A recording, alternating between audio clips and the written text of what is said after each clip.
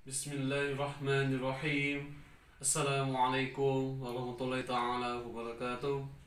Alhamdulillah. Alhamdulillahilladzi ja'ala syamsa diya'a wal qamara nura. Alhamdulillahi wa kafa wassalatu wassalamu ala rasulillahil mustafa wa ala alihi wa sahbihi wa man wafa. Amma ba'd. Alhamdulillah, puji serta syukur atas kehadirat Allah Subhanahu wa taala yang dimana berkat rahmat dan kasih sayangnya kita masih diberikan kesempatan hidup dan kesempatan bernafas hingga detik ini. Semoga atas segenap ibadah amal soleh yang telah kita kerjakan sampai detik ini mendapatkan penerimaan terbaik di sisi Allah Subhanahu wa taala. Amin ya rabbana ya rabbal alamin. Salawat serta salam bila kita curahkan bersama kepada baginda Nabi Muhammad sallallahu alaihi wasallam. Semoga salawat serta salam dicurahkan pula kepada para sahabatnya, para keluarganya, hingga kita yang insya Allah diakui beliau sallallahu alaihi wasallam sebagai umatnya.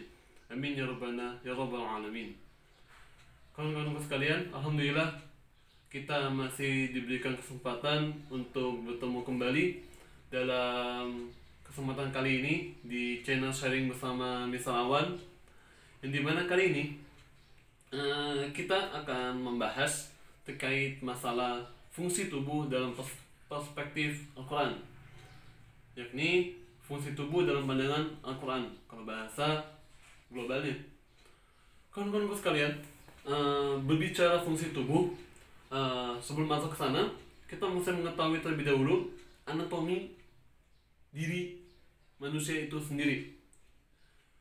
Mungkin telah kita jelaskan di beberapa sesi sebelumnya, ya, sebelum kita di add di rumah aja, ya, seperti saat ini, yakni berbicara anatomi tubuh manusia itu setidaknya ada 3.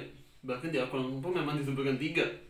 Namun di bidang kesehatan, di ilmu kedokteran itu hanya dibahas 2 saja. Yang pertama itu yakni adalah fisik atau menyangkut kepada perkara tubuh. Kemudian berbicara perkara akal. Kemudian yang ketiga adalah berbicara masalah roh. Ini 3 hal ini adalah hal yang menyangkut pada anatomi diri manusia, dan itu sudah disebutkan di dalam Al-Quran. Namun kita tidak perlu membahas terlalu detail masalah yang tersebut, kita simpan, hanya kita cukup ketahui garis secara globalnya saja. Dan poinnya, kawan-kawan sekalian, kita akan membahas mengenai fungsi tubuh dalam perspektif Al-Quran. Kawan-kawan sekalian, berbicara fungsi tubuh, mungkin kita sudah tahu ya mengenai fungsi mata itu apa, fungsi telinga itu apa, fungsi tangan itu bagaimana, fungsi kaki itu mesti seperti apa. Namun bagaimana pandangan Al-Quran dalam menyikapi hal tersebut? Kita mulai dari mata. Kawan-kawan sekalian, berbicara mata, fungsi mata, kita sudah ketahui bersama bahwasanya fungsi mata itu adalah untuk melihat.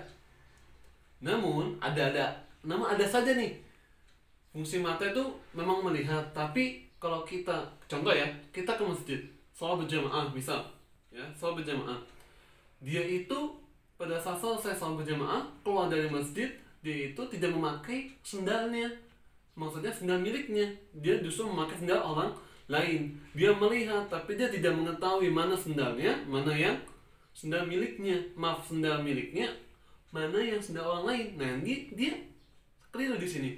Nah, yang salah apa? Matanya. Gimana kesalahannya? Nah, katanya fungsi mata itu melihat. Nah, kita lihat di Quran surat ke-24, surat An-Nur surat ke-24 ayat 30 sampai 31. Bahkan dirinci ayat 30-nya untuk laki-laki dan 31-nya untuk perempuan. Qul mu'minina yaghuddu min absarihim. Ya, katakanlah kepada laki-laki yang beriman, fokus. Katakanlah kepada laki-laki yang beriman, ya, hendaknya, ya, qul mu'minina yaghuddu min absarihim. Ya, hendaknya dia menundukkan pandangannya dan cukup melihat yang baik-baik saja. Tuh. Ya, qul lil mu'minina yaghuddu min absarihim, ya. Ya. Jadi fungsi mata itu adalah apa? Fungsi mata itu adalah satu, adalah untuk melihat. Untuk melihat.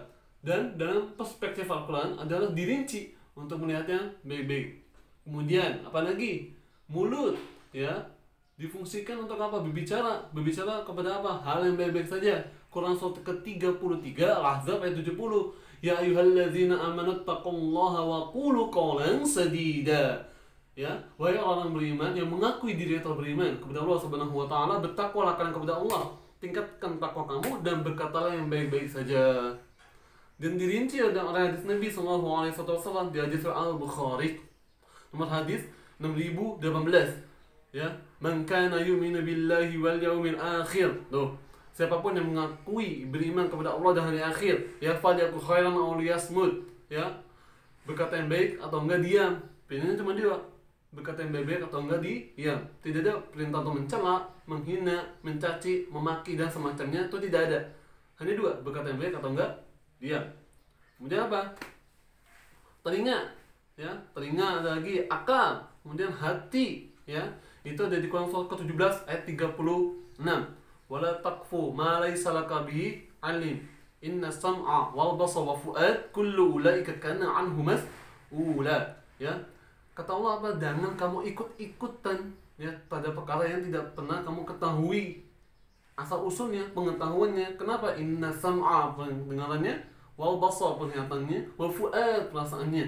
Ya, kullu ulaika kana anhu mas'ula. Ya, dan itu semua akan diminta pertanggungjawabannya oleh Allah Subhanahu wa taala. Kemudian yang terakhir, kaki. Wa ibadur rahmanil ladzina yamshuna 'ala ardi hauna. Ya, Quran surat 25 ayat 63.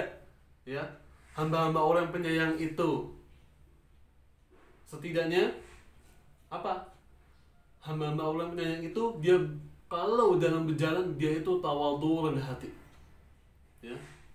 Demikian kawan-kawanku sekalian terkait masalah fungsi tubuh dalam perspektif Al-Quran yang bisa kami bahas kali ini. Dan kesimpulannya adalah yang pertama, ya, fungsi anggota tubuh kita itu semuanya hanya digunakan kepada perkara-perkara yang baik dari ujung kepala hingga ujung kaki. Dan yang kedua, ya, ingat yang terakhir, yang kedua ini, apa yang kita perbuat dari ujung kepala hingga ujung kaki kita adalah itu akan diminta pertanggungjawabannya oleh Allah Subhanahu wa taala. Jadi berhati-hati dalam berkata maupun dalam melangkah. Ya, demikian itu aja yang bisa kami sampaikan. Kurang lebih mohon maaf. Kita bertemu lagi insyaallah di lain kesempatan, dan semoga apa yang kita sampaikan mudah kita bersama amalkan. Bila taufiq hidayah, sekian dari kami. Wassalamualaikum warahmatullahi taala wabarakatuh.